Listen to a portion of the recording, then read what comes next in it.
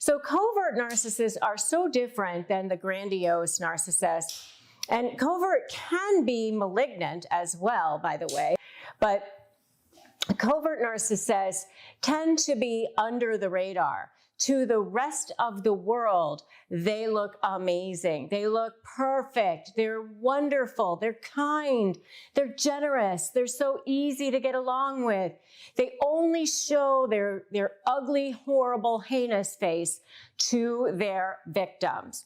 And so here you are with somebody who, when you first meet them, is generous and kind and says all the right things, and everybody loves them. And oftentimes they're in positions of, where people love them, like clergy or doctors or psychologists, people who seem to be very caring, who seem to be just the most amazing people that you could have ever met.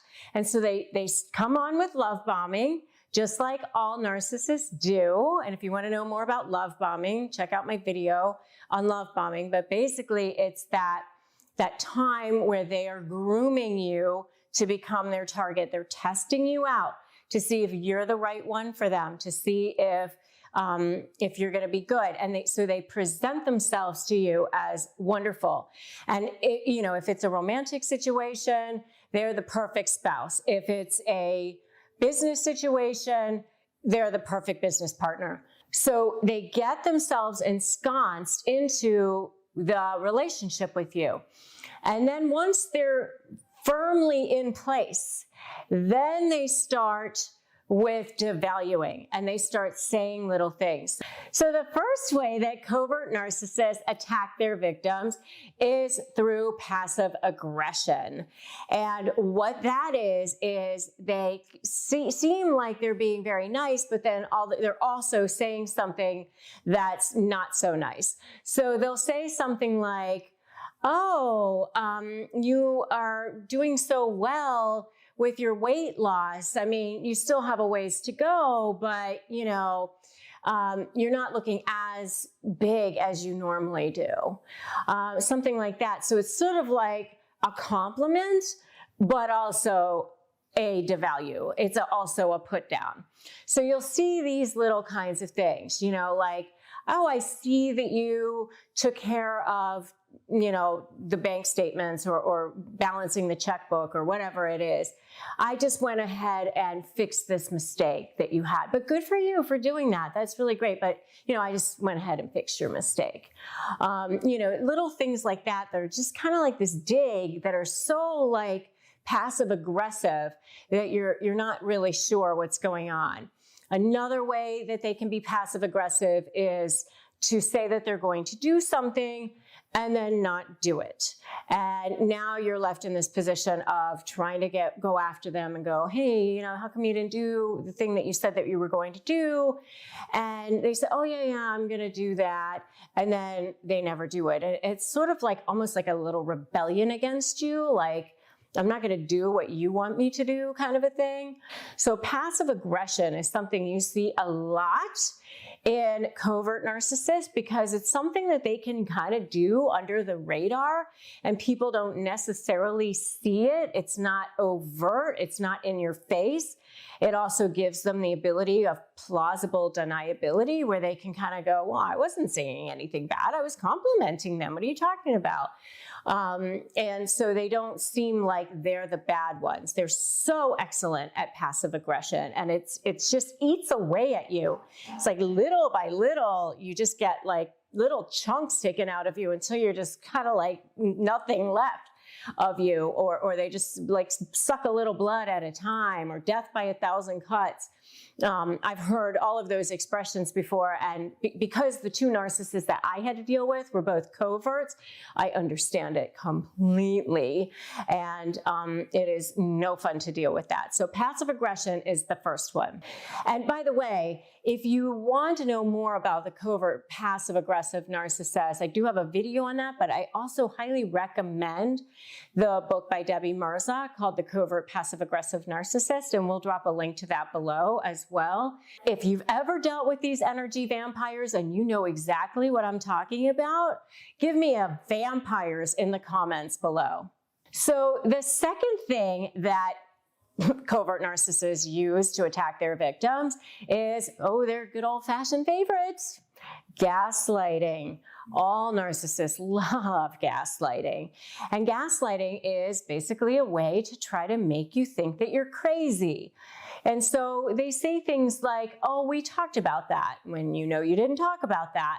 Or you said you were going to do that and you know that you didn't.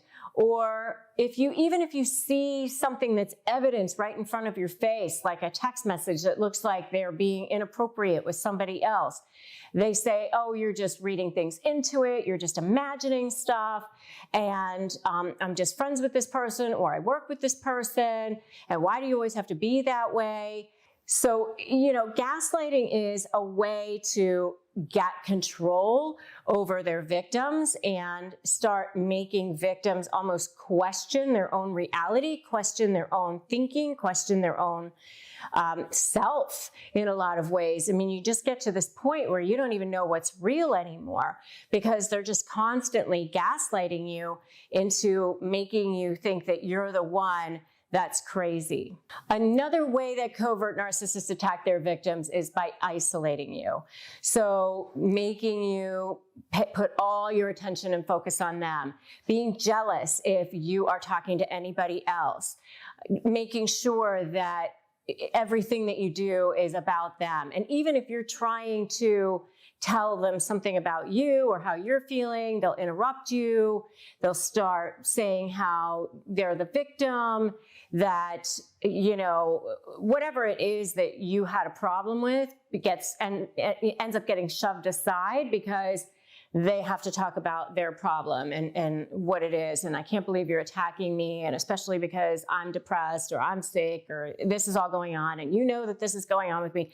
And so it's all, shoved aside and isolating you from your friends and your family. And, why you have to be talking to this person at this time, and this should be our time together, and who's calling you at this hour, and why are you leaving to go talk to somebody else or be with someone else, and so you just end up with, no family or friends because you've got to put 100% into this person. Another thing that covert narcissists do is stonewall. So they'll just not get back to you. They'll just basically kind of like ghost you and stop talking to you. And if you want to know more about ghosting, you should check out my video on ghosting. But, they just go dark. It's sort of a form of passive aggression in a way, actually, where they just, you're trying to reach them and they don't respond to you. And then when you finally do get a hold of them, they're like, I was busy, I was working, I was this, I was that. And you know that they could have at least sent you a text back to say, hey, I'm busy, I'll talk to you later, or something like that. But they want you to be worried. They love creating drama. They love creating like where you're scared about something, where you're intimidated. So that's definitely another way that covert narcissists attack their victims. But another of their main little ways is triangulation. So this is not a direct attack on you. So coverts kind of tend to hang back. They don't want to do the direct attack thing. They're sneakier. They kind of go around. They figure out ways to sort of attack you in very subtle ways. It's so much worse in some ways than somebody who comes right at you. So one of the things that they do is they triangulate. So they get all of their flying monkeys all lined up and believing that there's something wrong with you. And they do it and they couch it in ways like, oh, I'm just so concerned about how much she's drinking. Something like that. Like they care so much and I can't believe that they're doing that. Or, it makes me so sad that she's, talking to these other people or she's doing these things to me, so that they become like the victim, like that the other person is doing things to this person. And so that's another thing that they do. And they get all of their flying monkeys lined up to thinking that you are bad in some way.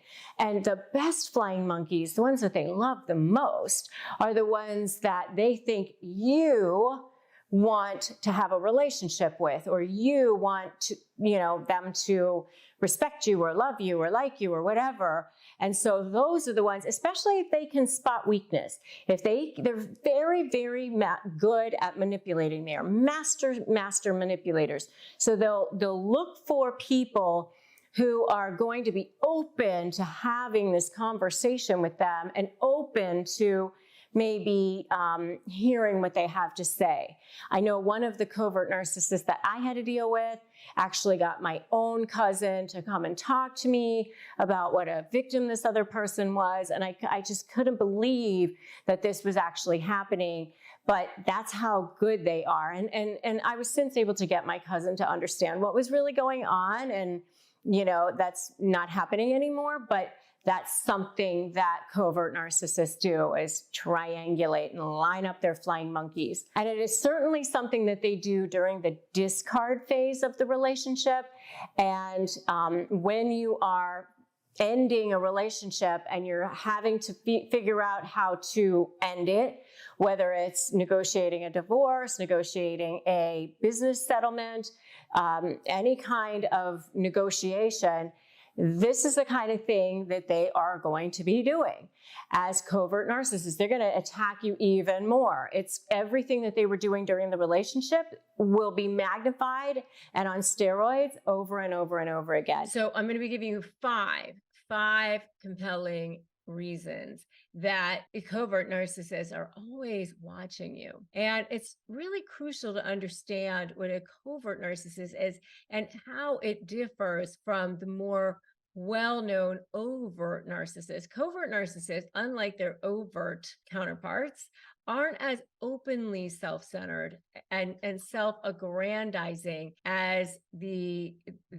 covert narcissist. Instead, they display a pattern of modesty. They almost play the victim, instead of like that overt narcissist that goes in and demands the best table in the restaurant, or sort of holds court wherever they go. They're like hypersensitive and almost like defensive, and they operate under the radar. They kind of pretend like they don't want attention to themselves, and it makes their behavior much more difficult to recognize. Reason number one that they're sort of always watching you is that they're always on the hunt for information. They're constantly watching you because they're meticulously trying to glean information about your behavior. They're watching your reactions. They're watching your habits. Why are they doing that? They want to be able to weaponize this behavior against you eventually. Remember, with a narcissist, you're either for them or you're against them. And if you're against them, you're going to be public enemy number one, especially in a negotiation. And so they're constantly watching to see, are you for me or are you against me? They want to see, what do you like? What do you don't like? Are you for me or are you against me? So let's say, you like classic novels. And in that case, they might want to steer this conversation or manipulate this conversation toward, are you going to be for me or are you going to be against me? Are you my perfect mate or are you not my perfect mate? Because if you don't like exactly what I like, then maybe, you're not perfect for me. That's how they are, like, even if you don't align exactly with me, then you're not going to be for me anymore, because that's how they are. They're constantly looking to see that. And if you're out in public and you say, well, I don't necessarily like that anymore, they use that as like a personal affront. They actually see that as you're now belittling them in some way. They see this as a public confrontation, and they use this as, you did this to me in a group setting, and they want to use this and they retaliate against you in some way, and they'll watch you. They'll be watching to see, how did you behave against them in this way. They're constantly watching you, constantly observing. How are you behaving with me?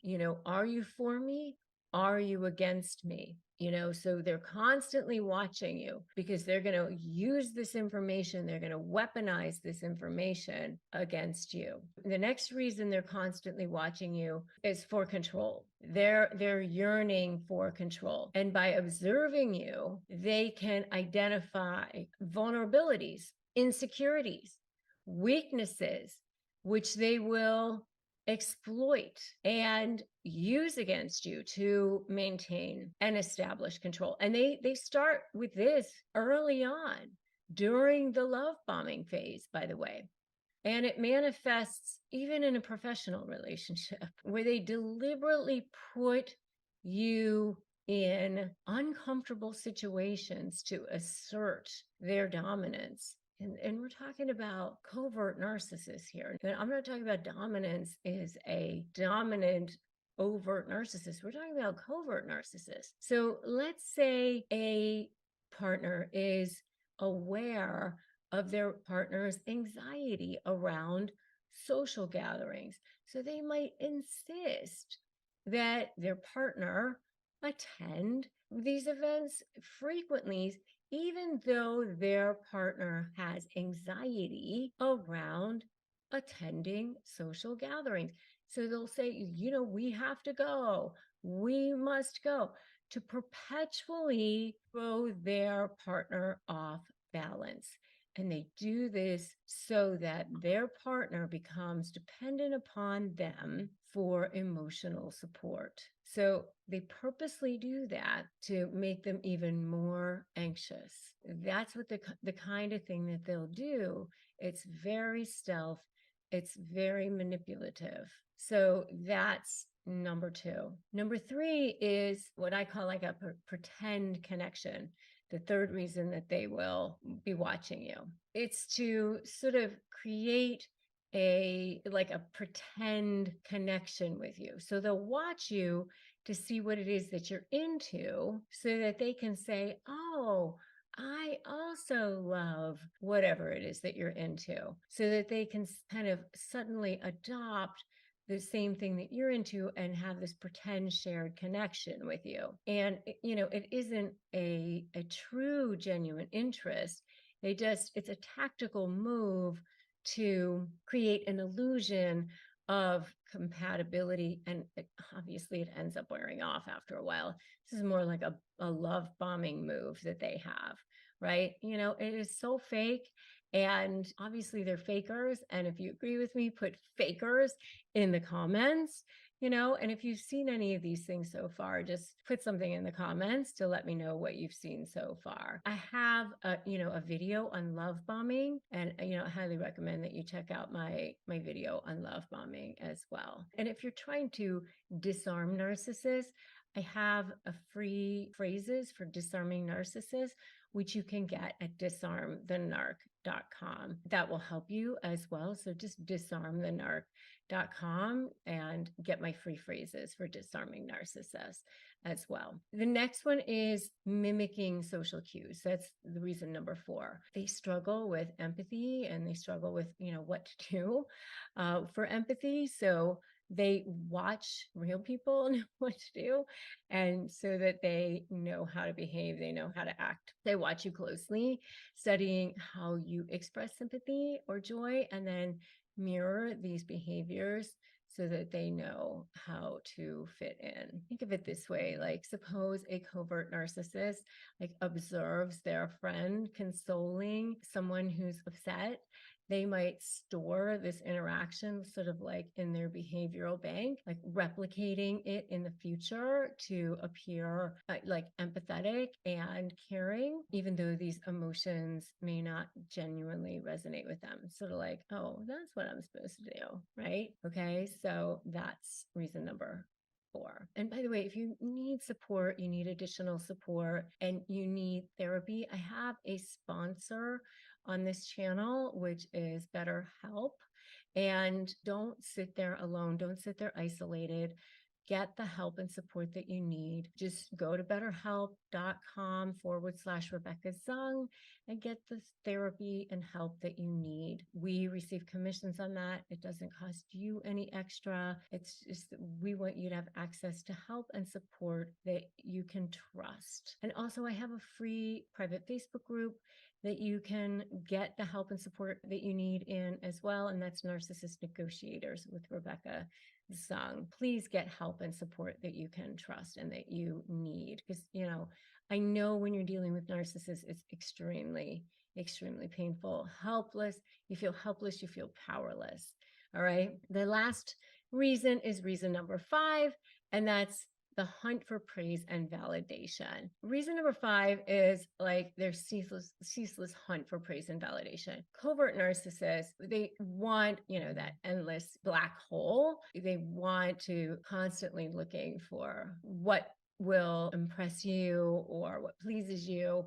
So they align their actions accordingly and they stage scenarios to exhibit qualities and achieve their desired admiration accordingly. So they're looking to see, okay, are they looking at me? Are they watching me?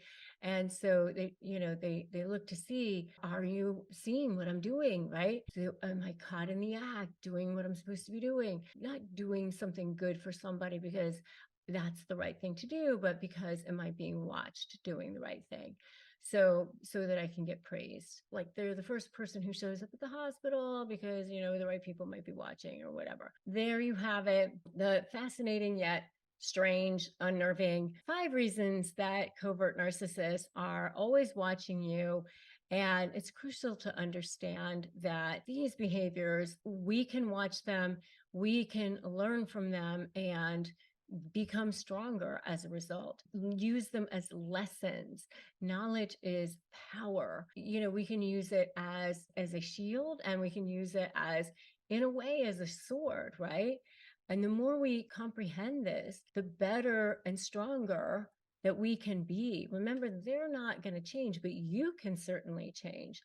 And you are capable, and you are resilient, you are strong, and you can keep moving forward. You can keep learning, and every day you can become a better version of yourself. Now, let's talk about this covert, passive aggressive narcissist. I never even heard of such a thing until I actually became I would say, victim, target, survivor. I prefer survivor, actually, but initially you are their target and then you kind of become their victim.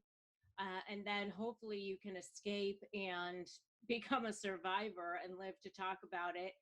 And, for me, having been a seasoned attorney, I'm a very successful attorney. I've been recognized by any, valid, credible source that recognizes accomplishments of attorneys. I've been a divorce attorney for 20 years or more, and very what I would say confident, tough. So I wouldn't have expected to have become the target, victim, survivor of a covert narcissist, but I actually have two of them that I had to get rid of fairly recently in my life. And so while I have programs on how to negotiate with a narcissist, I've had to make sure that I incorporate in there how to deal with a covert passive aggressive narcissist, because these are the most stealth ones. These are the most toxic in a lot of ways because they don't look like narcissists. So there's really 3 types of narcissists. The first one would be your grandiose narcissist. That's your run-of-the-mill narcissist, the one that we're used to seeing, the kind that most people think of when they think of narcissists, the one that goes around telling everybody how great they are, has no problem boasting about their accomplishments or thinking that they're the best one, and they tell everybody and everybody knows that that's what they think. And that's kind of your run-of-the-mill normal narcissist. And then there's what we call the malignant narcissist, which is kind of like the grandiose narcissist, but like on steroids. It's kind of like the Darth Vader of narcissists. Those are the ones that have a propensity for stalking or violence or threats of violence, things like that, to intimidate people into doing what they want. I mean, all narcissists have zero sense of self. They're like the Easter chocolate bunny that has like is totally hollow inside. That's what's going on with the narcissist. They have no inner sense of self. They have no inner self-esteem or self-worth. They actually are the most insecure of all people in the world. And so those of us who are empaths, they are attracted to narcissists and narcissists are attracted to them. It's this crazy sort of symbiotic, very lethal attraction that both have for each other, because empaths naturally want to help people, and they see that narcissists have that inner sense of insecurity, that deep sense of insecurity, and narcissists naturally want to be with people that have qualities that they wish that they had, or that they want other people to think that they have, or that they admire in some way, something like that. And so they do gravitate toward each other. And with covert passive aggressive narcissists, it's even worse, because covert passive aggressive narcissists are actually the ones that will straight out tell you that they have difficulty with depression or feeling good about themselves. They'll straight up say that. They often appear to be victims of things. They want to appear to be victims. A lot of times they have a lot of illnesses, or they're sick, so that people feel sorry for them. The world just isn't fair, doesn't give them what they want or whatever. But they also appear to be very charming, very nice, like the nicest people in the world. A really huge eye-opening book for me was this book right here by Debbie Mirza. It's called The Covert Passive Aggressive Narcissist. And if you haven't had a chance to read it, I would definitely make sure to grab it. I will put a link to the book below here in my notes on the video. Definitely check it out. It was very eye-opening for me. And when I was reading it, I was like, oh my God, these people that have been in my life, it could be a book written about them. Like they are it exactly. So I want to read for you, because I don't have the list memorized. So I just want to read for you some of the characteristics that that Debbie Mirza says that covert passive aggressive narcissists have. They do not have a strong sense of self. They have silent rage, lying, hoovering, constant criticism, jealousy. They project their own issues onto you. Their words don't match their actions. They are emotionally disconnected. They have flying monkeys, it's like a triangulation move to try to get people in your world to line up against them or with them against you. And they get them to believe all their lies about how horrible you are. Or they might just get them on their side to think that they're a wonderful person. So therefore, if you cross this person, then there definitely must be something wrong with you because they're so nice. They take credit for your ideas. They withhold praise and recognition. They sabotage birthdays, holidays, vacations, and meaningful dates. They belittle you, teach you lessons. They're self-focused, emotionally immature, always strings attached, use people. They're dizzying conversationalists, so, easy to get sucked in. They create drama. They don't make love. They take it. They're not protective. They create stories in their head. They have no desire to actually know you. They have no interest in making this a great relationship. They use control and manipulation. So those are definitely all characteristics that I saw in the two covert passive aggressive narcissists that I had to deal with in my life. I'm sure that I have others, But those are the two that actually became fixated with me and doing things, to hurt me. And what's interesting is that they have this kind of weird fixation, like they absolutely idolize you in a lot of ways, but then they also are trying to hurt you and do passive aggressive things to you. It's a very strange world of insanity that, you just got to get yourself out of as fast as possible if you can. And if you can't, you definitely want to create boundaries that are really, really strict, because, these people are actually narcissists. All narcissists don't respect boundaries. You're supposed to respect theirs. They don't have to respect yours. That's how that goes. There are three phases to a relationship with a covert passive aggressive narcissist, or any narcissist. And that is the love bombing phase, where they start off with how great you are, you're so beautiful, everything is amazing. They line themselves up to look like they're so perfect for you. They want you to think that they're incredible in the beginning, that everything about them is just perfect, where you're thinking, wow, is this person even real? This is amazing. And then the next phase is where they start to devalue you. And with a passive aggressive narcissist, this is where you start to see these little things, and they're just small enough. They're so good at doing these little things that are not right and are meant to do something to you. But the rest of the world, if you tell them about it, they would go, well, that doesn't seem so bad. I don't know. Maybe it was a mistake. Oh, that seems inadvertent, because they're so nice. So it has to be an error. Um, or they gaslight you, but it's in very, very subtle ways, where they'll say, they'll do something completely contrary to what you agreed on, or to or what you would think that they should do, or whatever. And when you call them out on it, they go, oh, we had that conversation. You agreed to that. And you never had that conversation. Or they say something like, oh, I thought you said that that was okay, or something like that. And that just never happened. And so they try to make you think that you're crazy. But when you tell other people about it, they go, oh, that must have been inadvertent.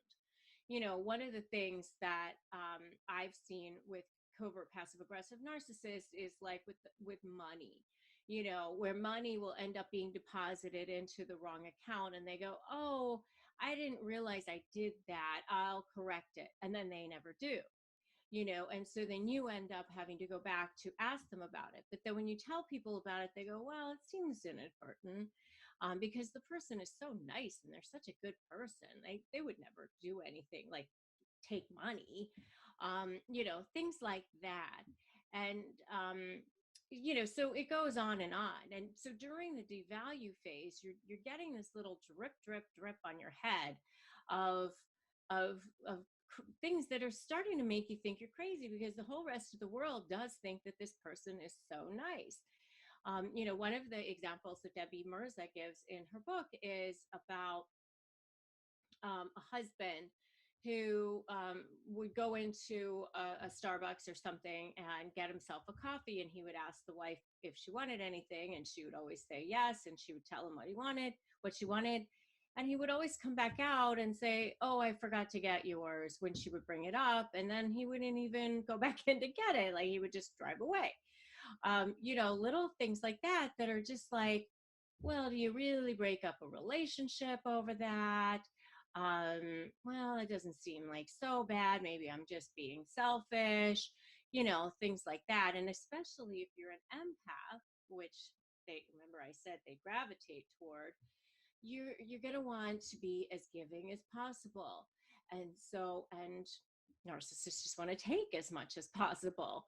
So, and remember, to a narcissist, your only value is whatever value you bring to them, because they need an endless amount of what we call narcissist supply. And supply is whatever thing of value you can bring to them. It might be compliments, it might be making them look good, it might be helping them with all of their problems. It may be financial gain. It may be that just being associated with you gives them a higher boost in status or whatever. So, but if you take away that value from the narcissist, then your value is gone as well. And in fact, when you try to end a relationship with a narcissist who, I mean, whether it's a romantic relationship, a business relationship, or, friend, neighbor, employer, whatever, they're going to want to get you first, especially because you may know things about them that actually would make them vulnerable. So they're going to make a lot of noise and go absolutely berserk. So you got to be ready for that. Because they're going to want to make everybody else think that you're the bad one for leaving. Even if they leave you, to be honest, they don't want to be seen as, oh, I left them because I'm a bad person or I wanted to be with somebody else. They've got to make it about you. And so you've got to steel yourself. You got to be ready that whatever you say, do, whatever is going to be manipulated. They're going to lie, cheat. In my program on how to negotiate with a narcissist, I actually have a list of 30 things that they will do. And I actually break them out by the type of narcissist and the types of behavior they do in a breakup. But just know that you're going to be in for it. But remember that this is actually the most fragile personality. They're like the bully on the playground that when you fight back, they run away.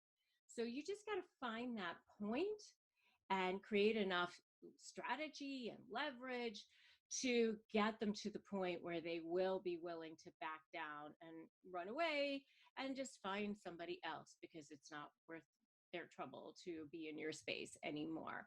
And you're not giving them any value. So plus, if you're going to make them look bad, then, it's time to move on as far as they're concerned. I have been there going crazy and wondering what in the heck is going on. I did not realize that there was such a thing as a covert narcissist. I thought narcissists were loud, bragging people, people who would boast and tell everybody how great they are, people who would go around demanding the best tables in restaurants, or people who were, men who were misogynistic. I really did not realize that there was such a thing as a covert narcissist, a person who could actually be a female, for example. When I was in a situation where I was in a business partnership with somebody who was female, for one thing, I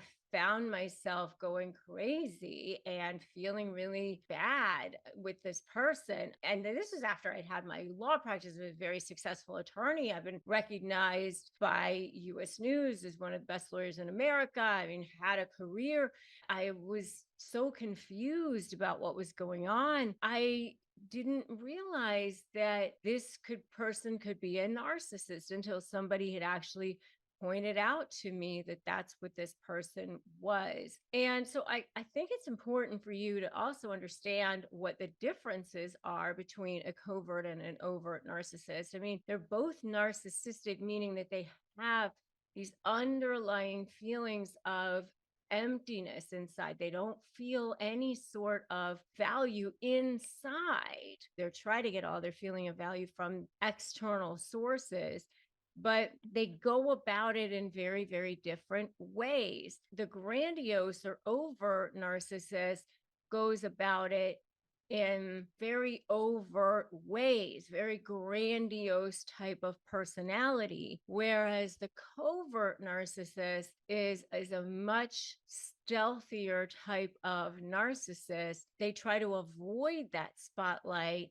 unless it's kind of a stealth sort of a way. They kind of go about things in a more of a passive aggressive kind of a way. They're a little bit more introverted, and they don't have that brash sort of personality that you generally tend to see with an overt narcissist. And they don't want to risk any sort of public humiliation. It's more of a victim-y sort of personality. And that's what you sort of see with a covert narcissist. I mean, I remember thinking, oh, I don't think this person is a narcissist. I think they're just really, really insecure, which is true. So number one thing that you're going to see with a covert narcissist is you're going to see this as a person who is very passive aggressive. You know, they're going to criticize from the sidelines. They're going to judge from the sidelines, but they're more passive aggressive, meaning they'll maybe agree to do things. They're agreeable from outside, but they're criticizing on the inside. Like everybody thinks that they're super nice. They smile a lot. Oh, yes, absolutely. I will do that thing. But then they maybe just don't follow through. They just don't do it. Or they might inadvertently leave you off of that email at work.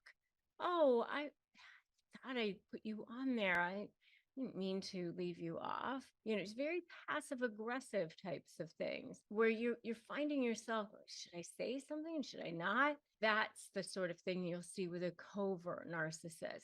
Not overt in your face, covert. Second thing that you're going to see with them is that they're very condescending. They act superior.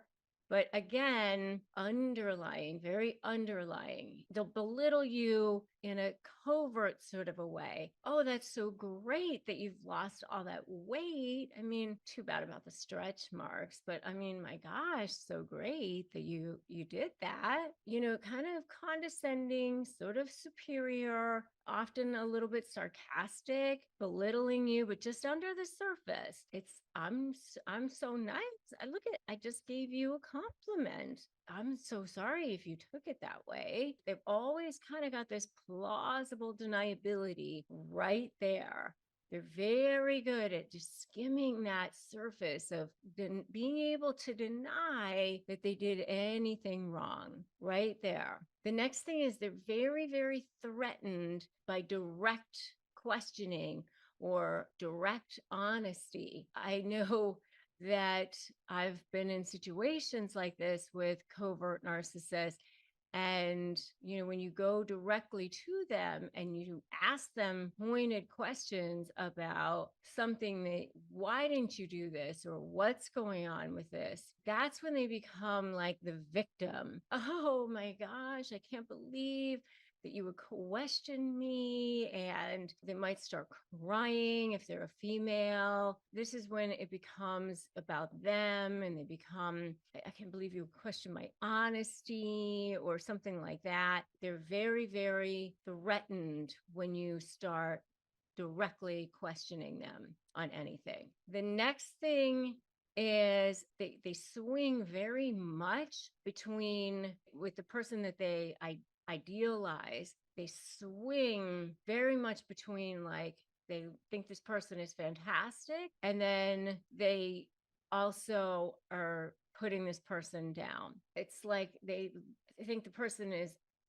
ideal and they put them on a pedestal, but then they also are devaluing them in some way. And it's very, very, very confusing. Clearly, number 5, their public image is totally different than the person that they are behind closed doors. Person that they want everybody to see is oftentimes a humanitarian. They're the first person to show up when somebody is sick. They're the first person that shows up at the hospital, or they send the baskets. You know, they make sure that their public image is absolutely pristine. You know, many times these people are clergy, they're doctors, they're nurses, they're attorneys. You know, they're very good people. The majority of the people see them as that person. Many times, the only person who knows them to be this covert narcissist is their target or just the few people that they target. It's definitely quite different. The next thing is that they often are quite unreasonable with what their expectations are of people, especially their people that they target, whoever it is that their person is. That's number 6.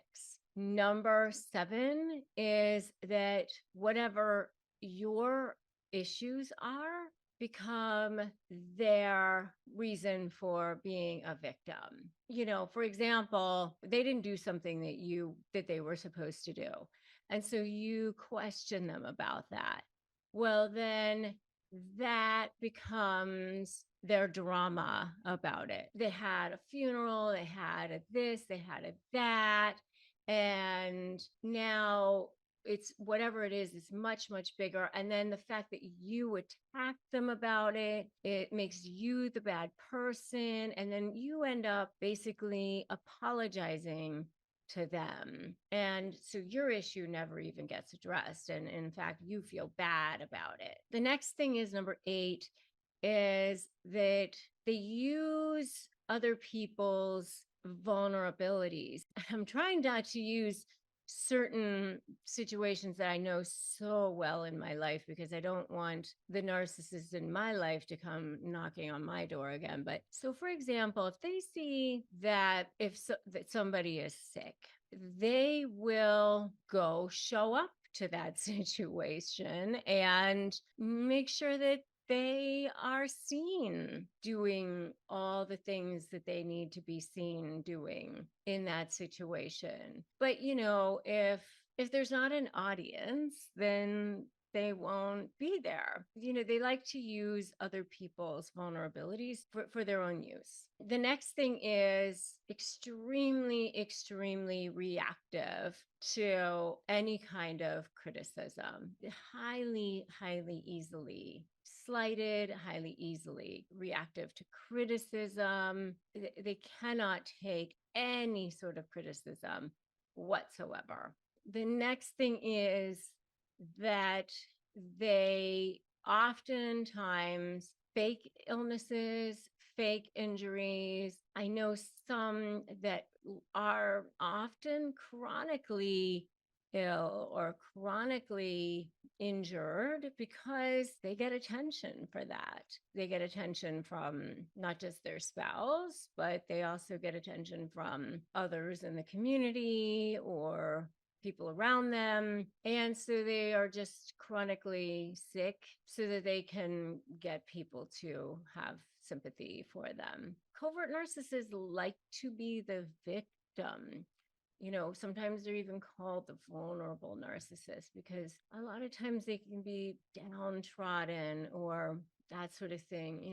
It's sad. Honestly, it's so sad. And, I want you to put that in the comments. It's so sad. So sad.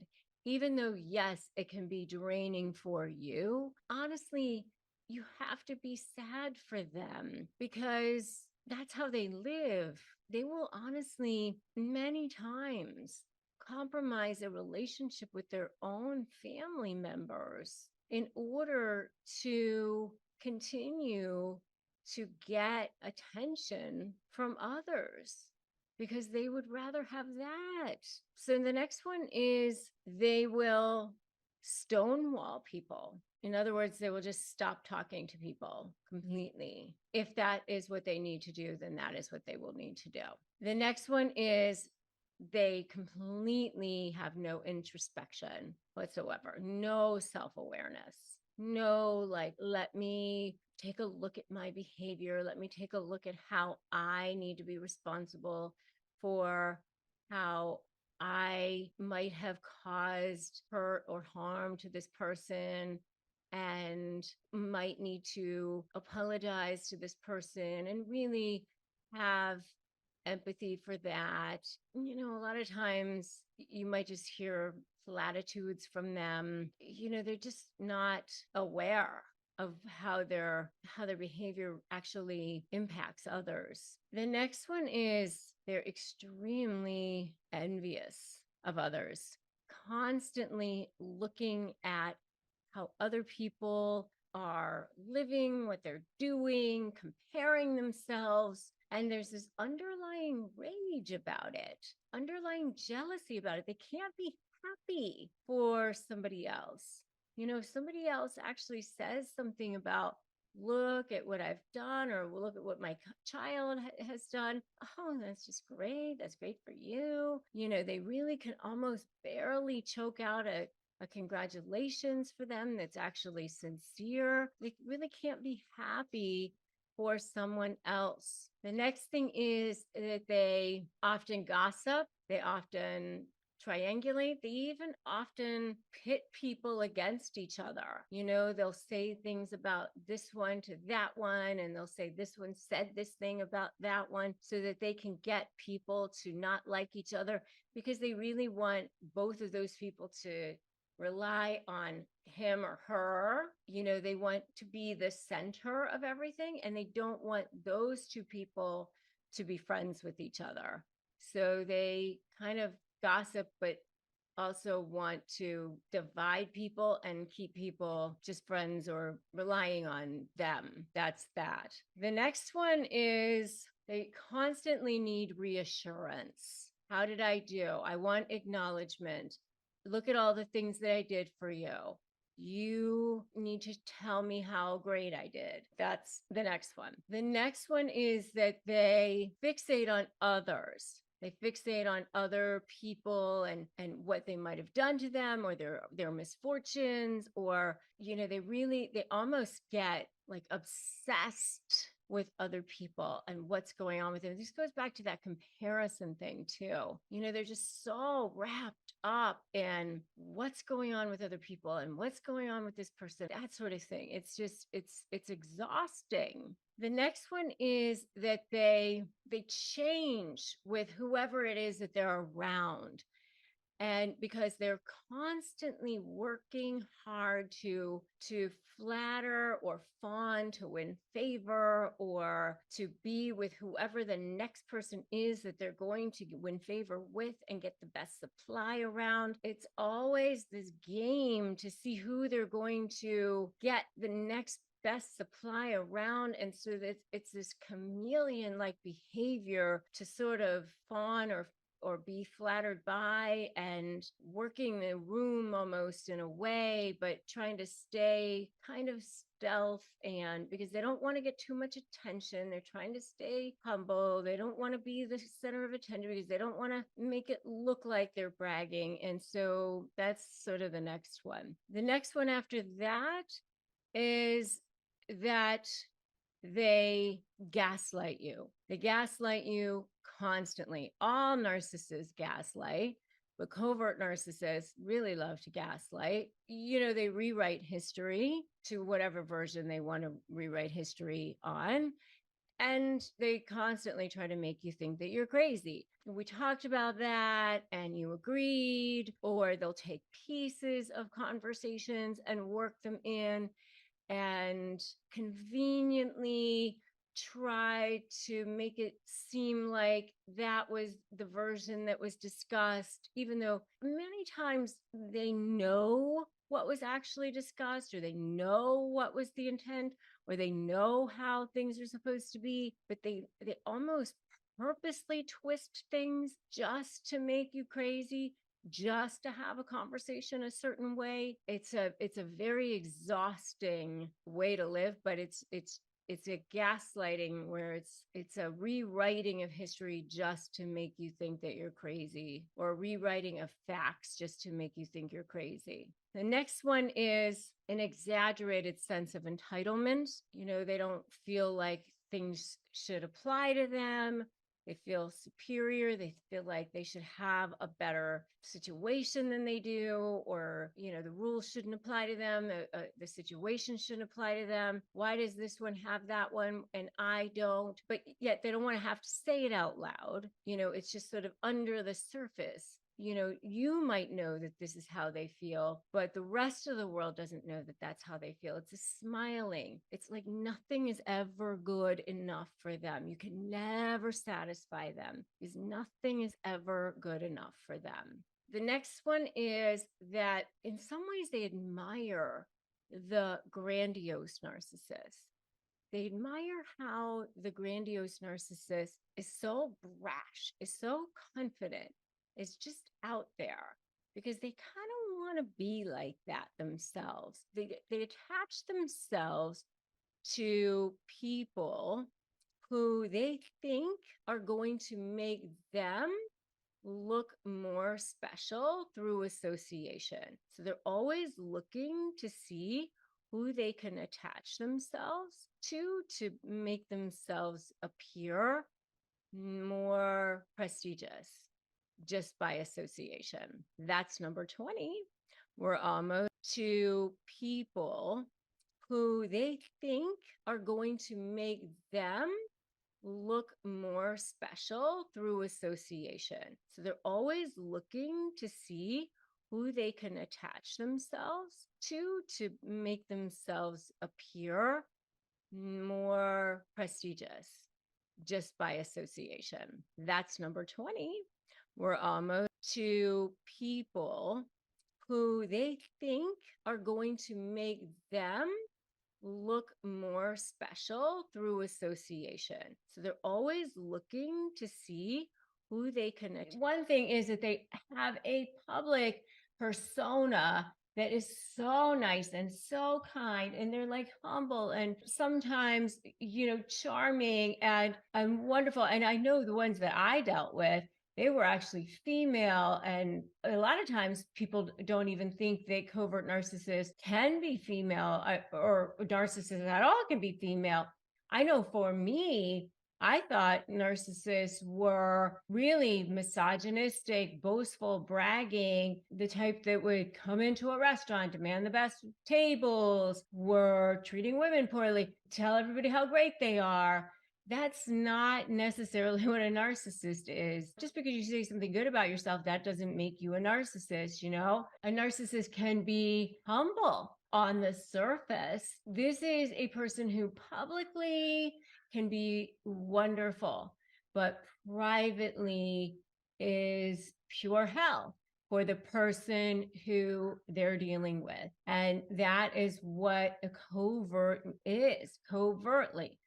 Only the people who are dealing with this person really knows what it's like. And that's why it is so awful to deal with them. That's one of the reasons why they're a covert narcissist. So that's the first thing. The second thing is that they're passive aggressive. What that means is that, they might say that they're going to pick something up for you from the store because they're going there anyway. And they just accidentally forget your thing. Oh, I meant to get that. I forgot.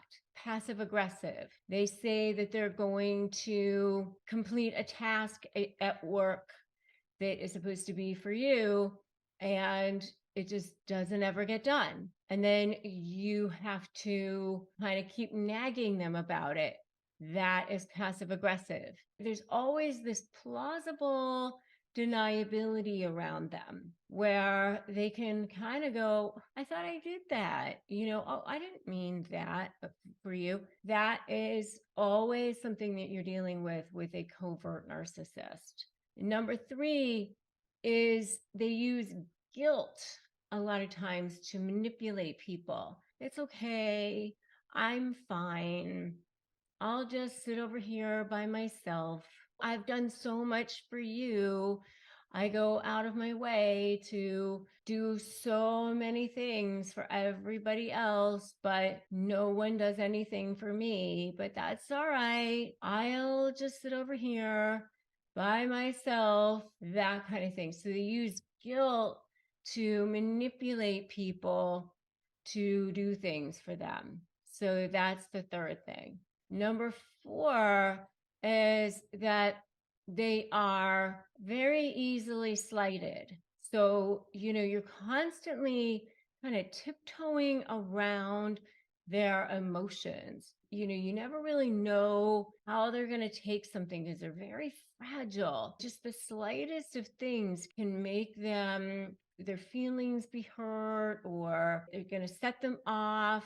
they're going to be upset about it, or they're going to feel like they're being criticized, or they're going to feel like they're being judged about something. So, you're constantly having to worry about how they're going to take something because they're extremely easily slighted. That's something that's very typical of a covert narcissist. Sometimes they're called the vulnerable narcissist because of that. If this is resonating with you guys so far, give me an amen in the comments.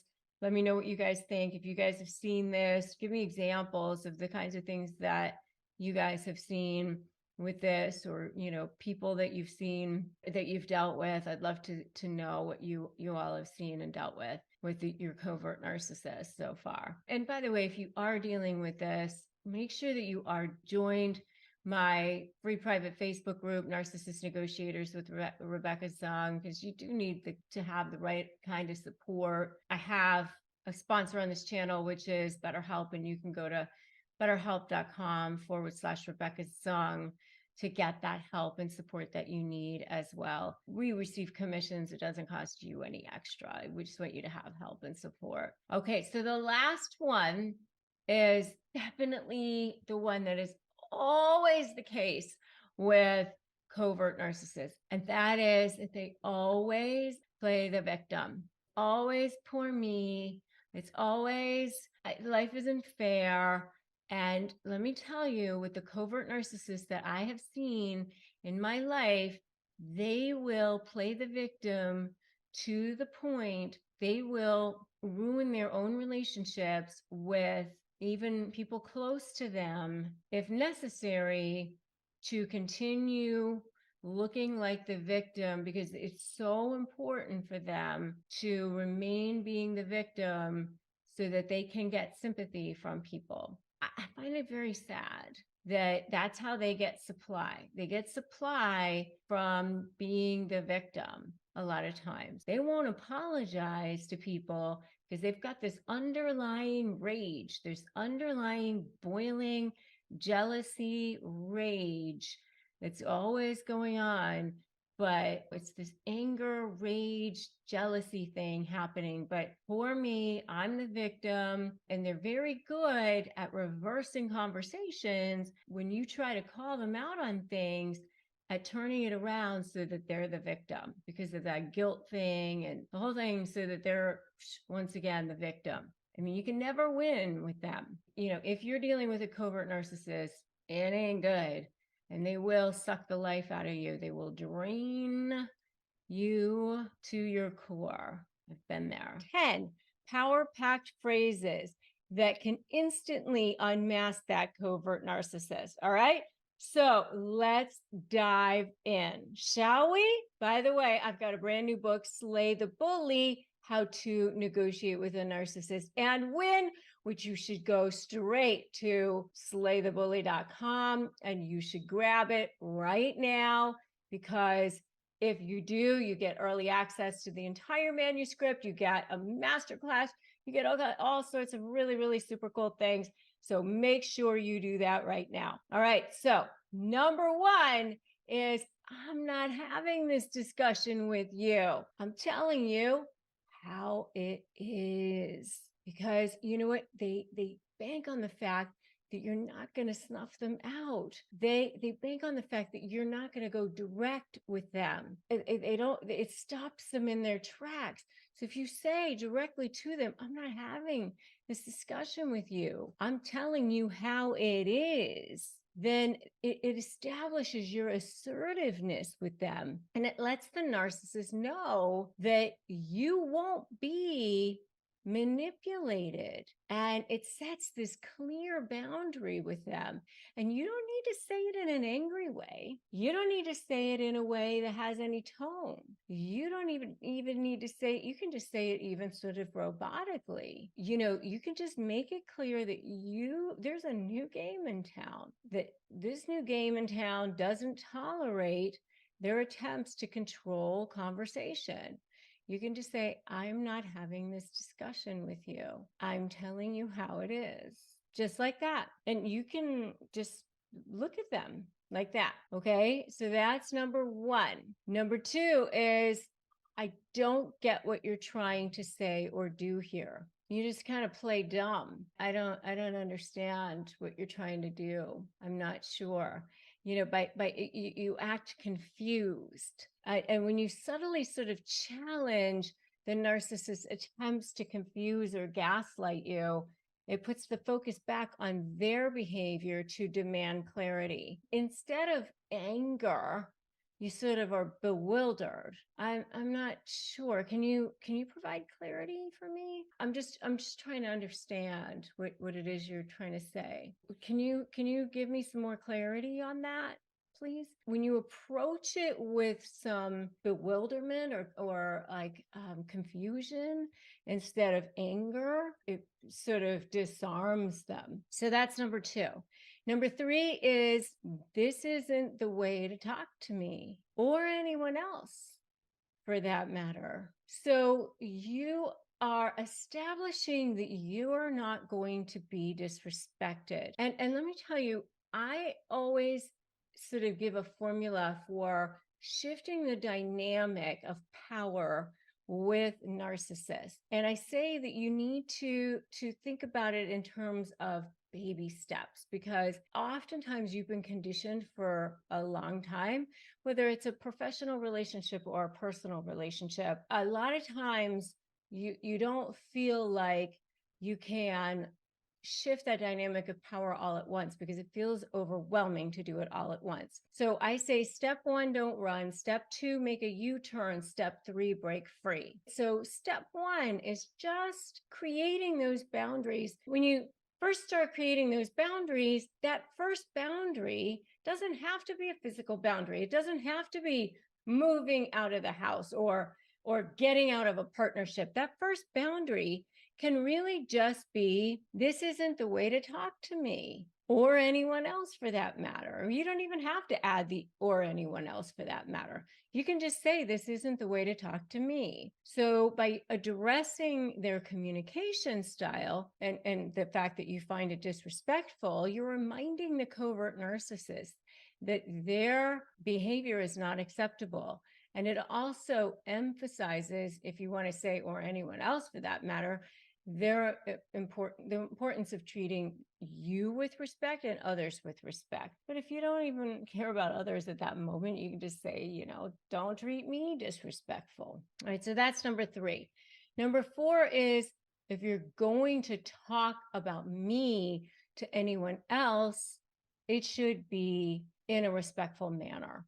And, I have a friend who's also my business coach. She's been my business coach for a very long time. And she would always say, don't leave me less in other people's listening. So when people are hearing about me, don't leave me less. They're thinking less of me when you walk away. So, this phrase draws attention to the narcissist's tendency to, try to line up flying monkeys, gossip about you, have their army of people so that you feel isolated, where they're speaking ill of you. And it encourages them to consider their words and reminds them of that importance of speaking of respect. But really, more importantly, you're calling them out. You're demasking them.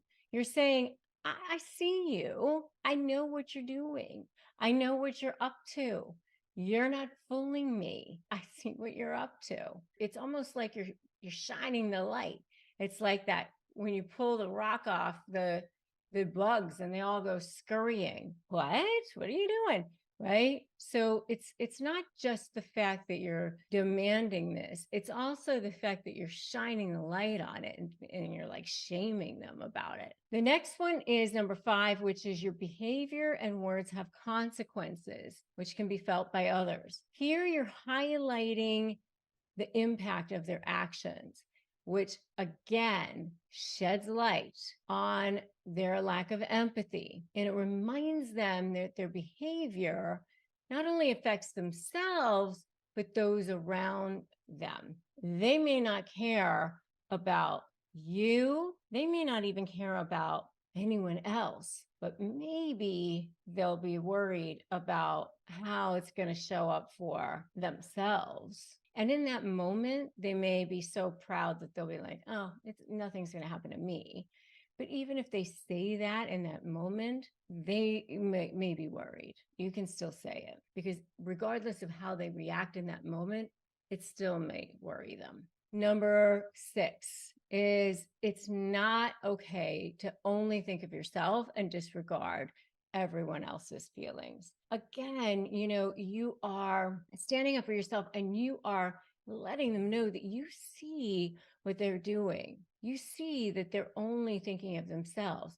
And especially for a covert narcissist, they want to be seen as the humanitarians. They want to be seen as the one who thinks of everyone else. And so if you are calling them out as someone who doesn't think of everyone else, they'll be like, oh, feigning this hurt. Like, I take care of everyone. Are you kidding me? They'll be extremely hurt by that, right? So that will kick them right in the gut. And it highlights the need for empathy and consideration towards others and exposing their lack thereof. And by the way, I have phrases for disarming narcissists that you can get for free at disarmthenarc.com, which I definitely highly recommend that you do. And if you need self-care, I have a whole video on self-care for coping with narcissists, and definitely check out that video as well. The next one is, if you want something from me, tell me so plainly instead of implying it and being passive aggressive. Again, they're going to be like, I'm being passive aggressive. What, me? Are you kidding? They don't want to be seen as anything other than good and wonderful, even though they are very, very passive aggressive. By actually calling out their passive aggressive tendencies and tactics, you force them to be more direct and transparent because they want to have sort of these clean hands all the time. They don't want to be seen as this manipulative person that they are. And it promotes their open and honest dialogue. And by the way, I have a whole video called Decoding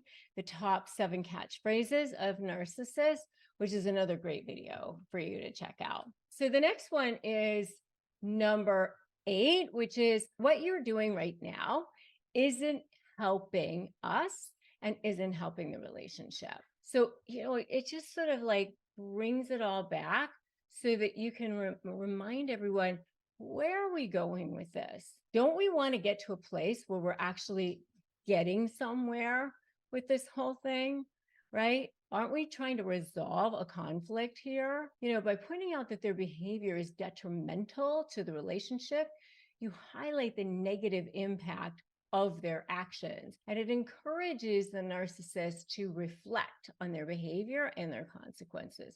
Whether they actually do or not, probably not, but at least for that moment, they get like shamed and, they're open. You open that and you unmask them for that moment. The next one is, I know who I am and what I need in a relationship, and this is not it. The more you become authentic about who you are, how strong you are, and what you want in a relationship, the more difficult it's going to be for that covert narcissist to be existing in that, because that is a narcissist kryptonite. A strong, resilient, authentic human being is not a person who a narcissist can coexist with. A narcissist, by definition, needs a person who's going to be insecure, needs a person who can be manipulated, needs a person who wants to cling to them. And that this statement, I know who I am and what I need in a relationship, asserts your self-worth, asserts your boundaries. It emphasizes you're not settling for a relationship tainted with narcissistic tendencies. It empowers you to protect yourself. So powerful. If you agree that this is so powerful, I want you to put that in the comments below right now. So powerful. The next one is, this conversation is over until we can speak respectfully without manipulation or blame shifting. By setting a firm boundary, you establish that you will not engage in unhealthy conversations This phrase demands that you demand mutual respect and honesty while exposing that covert narcs manipulation tactics. So good. Conversation's over until we can speak respectfully without manipulation and without blame shifting. And by the way, if you need additional support, please join my free private Facebook group, Narcissist Negotiators with Rebecca Zung, because get the help and support that you need. And if you need therapy, betterhelp.com/Rebecca Zung. Again, get the help and support that you need. We receive commissions. It doesn't cost you any extra. There you have it, folks. Those are the 10 power-packed phrases that will help you when dealing with and confronting a covert narcissist. You need outrageous methods for taming those covert narcissists, because I think they're the most dangerous ones.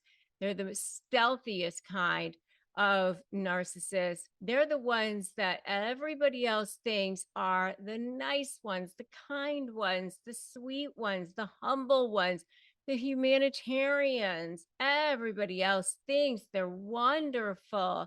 If I had $1 for every time somebody would say to me, "Oh my goodness, she's so nice. She's so wonderful. She's so amazing," for the 2 covert narcissists that were in my life, I'd be, a bazillionaire by now. Seriously, you just want to think that you're crazy. You think that you're crazy because everybody else thinks they are like the most insanely wonderful people on the planet. And that's why you don't want to tell anybody about it, because you start to feel like, if I tell anybody about these people, no one's going to believe me. No one's going to be on my side. No one's going to support me in this. Everyone's going to think I'm a terrible person. Everyone's going to think I'm the bad one. Everyone's going to think I'm the not likable one. There must be something wrong with me, because obviously I don't get along with this person, or I'm the one that this person went after, or maybe I just don't see it. It just goes on and on and on. And when it comes to these covert narcissists, it's just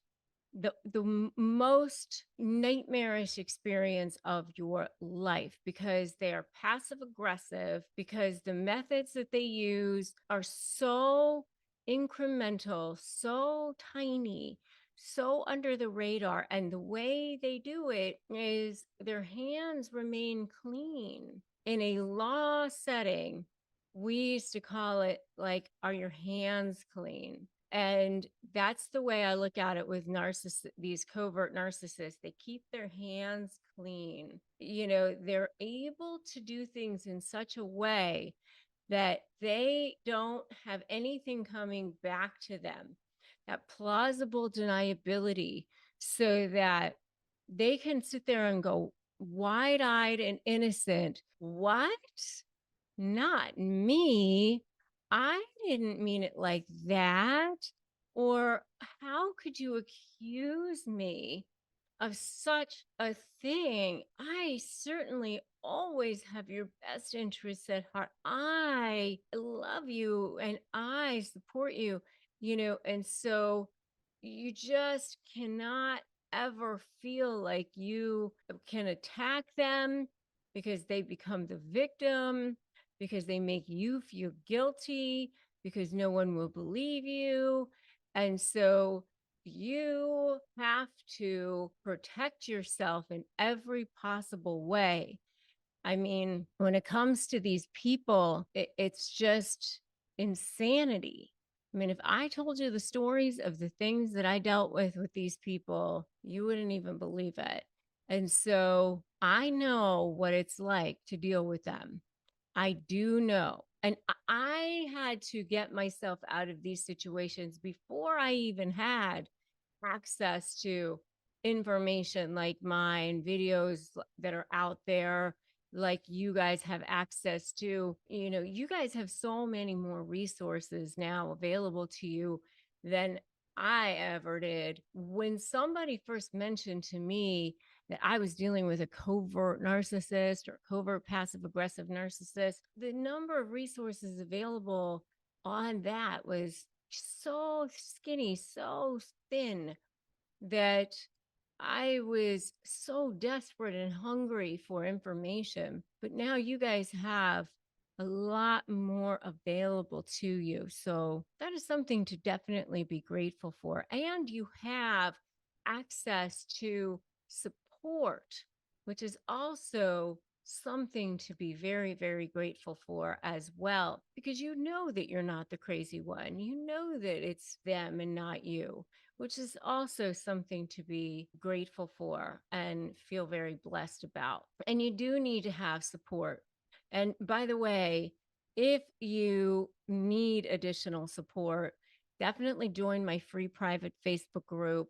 And if you need additional help, get my free phrases for disarming narcissists, which you can get at disarmthenarc.com, disarmthenarc.com. Get those for sure.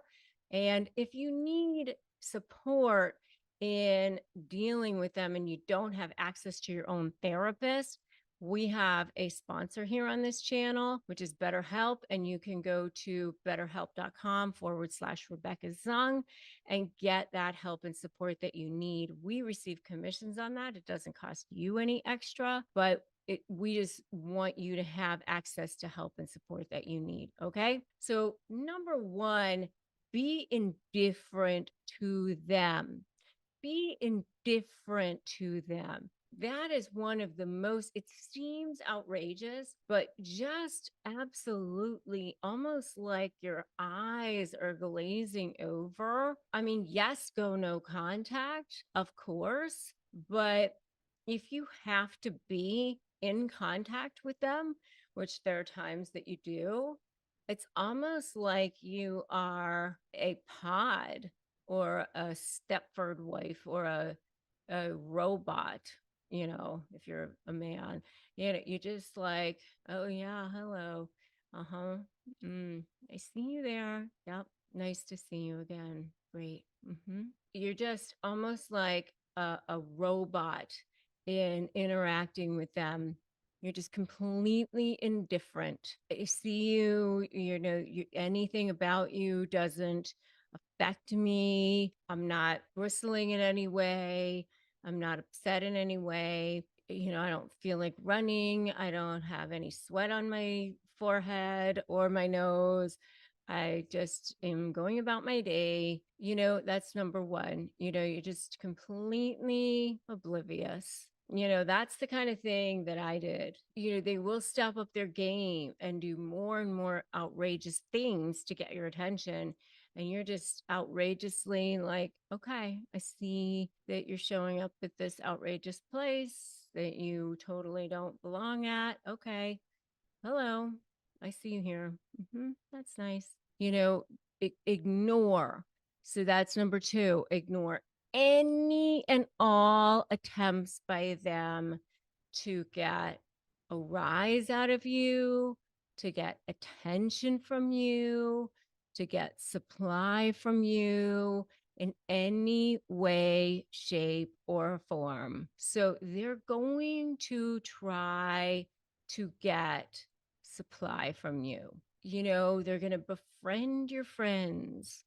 They're going to start showing up at crazy places. Suddenly now you notice that they're friends with this person, or now they're hanging out with your other family members, or just crazy things to try to get you to have some reaction.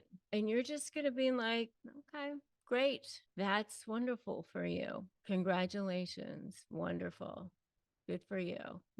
Nothing will be of any interest for you that is anything, wonderful, like it's all the same, as if you're just drinking your morning coffee and eating your cereal.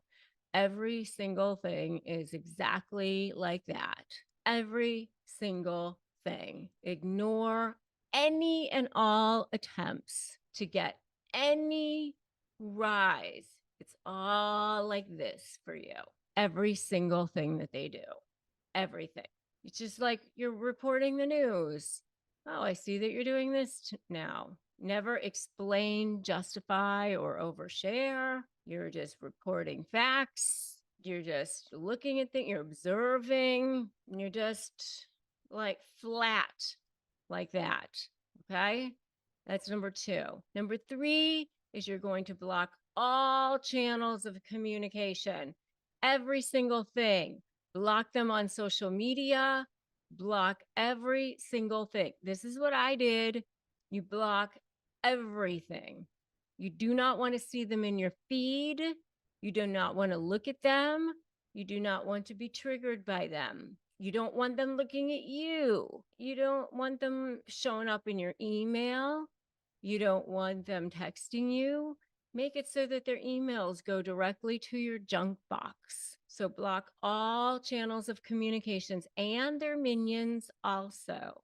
You don't want their little minions contacting you. Block them. Put that in the comments right now. Block them. Number 4, succeed beyond their wildest dreams. You make it so that you are so successful and so beyond what it is that they ever imagined that you don't even care what it is that they're doing, because you don't need them. You don't need their supply. You don't need their validation. You don't need any conversations with them, because you don't need any kind of supply from them at all. Who cares about anything with them? That's super outrageous.